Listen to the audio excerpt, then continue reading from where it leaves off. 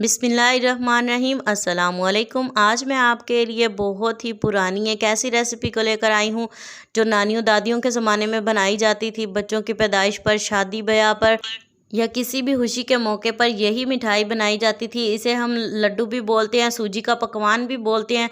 बहुत ही टेस्टी, बहुत ही डिलीशियस बनता है। सिर्फ 2 कप मैदे से हम 9 से 10 पकवान बनाकर तैयार करेंगे।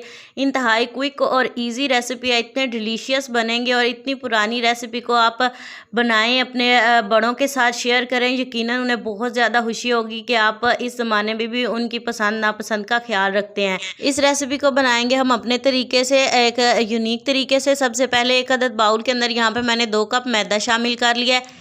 इसके अंदर हम शामिल करेंगे 1 चम्मच नमक और आधा चम्मच इसमें मैंने सफ़ेद ज़ीरा डाल दिया है। रेसिपी को थोड़ा सा चेंज और इंटरेस्टिंग करके आपके साथ शेयर कर रही हूँ। यहाँ पे थोड़ा सा मैंने इसमें नीम गर्म पानी डाला और 2 चम्मच जो है वो मैंने इसमें घी डाल दिया है। इसे आपने अच्छे से मिक्स करना है और गूंद कर जो है वो हम इसकी डो बना लेंगे। इस डो को जो है 15 से 20 मिनट के लिए रेस्ट देंगे, तब तक हम इसके अंदर की स्टफिंग बनाएंगे। यहाँ पे मैंने 1 कप सूजी ले ली है और इसी 1 कप सूजी से जो है वो हमारे ढेर सारे पकवान बनकर तैयार होंगे। इसे जो है वो आपने भूनना है अच्छे तरीके से। तो आप देख सकते हैं मैंने इसमें घी वगैरह अभी कुछ भी नहीं डाला। जब इसकी अच्छी सी खुशबू आने लगेगी तब हम इसके अंदर शामिल करेंगे घी। तकरीबन सिर्फ 3 से 4 चम्मच खाने वाले इसमें डालेंगे और इसे जो है वो अंदर अच्छे से भूनेंगे। आपने इसे इतना भूनना है यहाँ तक कि सूजी का कलर ब्राउन हो जाए और उसकी बहुत ही प्यारी सी खुशबू आने लगे। तो आप देख सकते हैं इसे मैं भून रही हूँ। आपने इसे बहुत ज़्यादा भी ब्राउन नहीं करना। सूजी मेरी अच्छे से भुन चुकी है। इसके अंदर चीनी शामिल कर देंगे। चीनी शामिल करने के बाद आप इसमें ड्राई फ्रूट्स जो भी चाहें ऐड कर सकते हैं। यहाँ पे मैंने थोड़ी सी इसमें गरी डाली। अगर आप ना भी डालें इसमें ड्राई फ्रूट्स तो कोई बात नहीं, क्योंकि ये स्टफिंग तो अंदर ही आनी है। तो यहाँ पे मैंने इसमें चीज़ें शामिल कर दी। अब इसे अच्छे से जो है वो मिक्स कर लेंगे और इसे ठंडा होने के लिए किसी खुले से बर्तन में डाल देंगे। तो जब तक ये ठंडी होती है हम नेक्स्ट स्टेप की तरफ चलते हैं। डो हमारी अच्छे से सेट हो चुकी है। इससे आपने पेड़े बनाने हैं। तो आप देख सकते हैं किस साइज़ के आपने पेड़े लेने हैं। सिर्फ 3 से 4 फिंगर से जो जितना भी आपके पास आटा आएगा उतने ही आपने जो है वो पेड़ा बना लेना है। तो देखिए कितना छोटा सा मैंने पेड़ा बनाया है। इसी साइज़ के सारे पेड़े आपने बनाने हैं। मेरे यहाँ पे तकरीबन 9 पेड़े तैयार हुए हैं और इसी तरह से आपने भी सारे पेड़े तैयार कर लेने हैं। एक एक पेड़ा उठाएंगे और इसे जो है वो बोर्ड के ऊपर रखकर हम इसकी छोटी सी रोटी बेल लेंगे।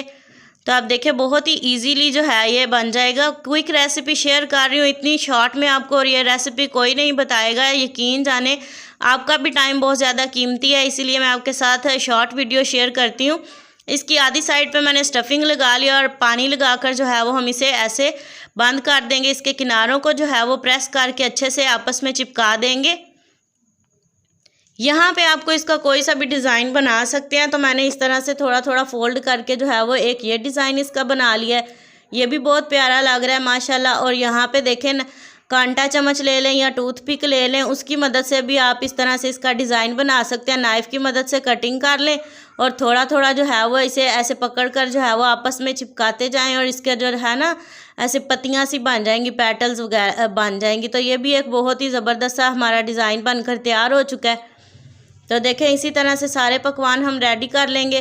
घी को मैंने गर्म होने के लिए रख दिया है। इस घी को जो है वो आपने बहुत ज़्यादा गर्म नहीं करना। आप देख सकते हैं किस कदर ये जो है वो ठंडा है। इसके बबल्स जो हैं वो बिल्कुल भी नहीं बन रहे। इसे आपने ऐसे ही इनमें डाल देना है और आहिस्ता आहिस्ता आप देखेंगे जैसे ये हीट अप होगा तो ये बबल्स जो हैं वो इसमें बनने लगेंगे और ये अच्छे से फ्राई होने लगेंगे। 1 से 2 दफ़ा इनकी साइड तब्दील करेंगे और बहुत प्यारा सा गोल्डन सा कलर होने तक हम इन्हें पकाएंगे।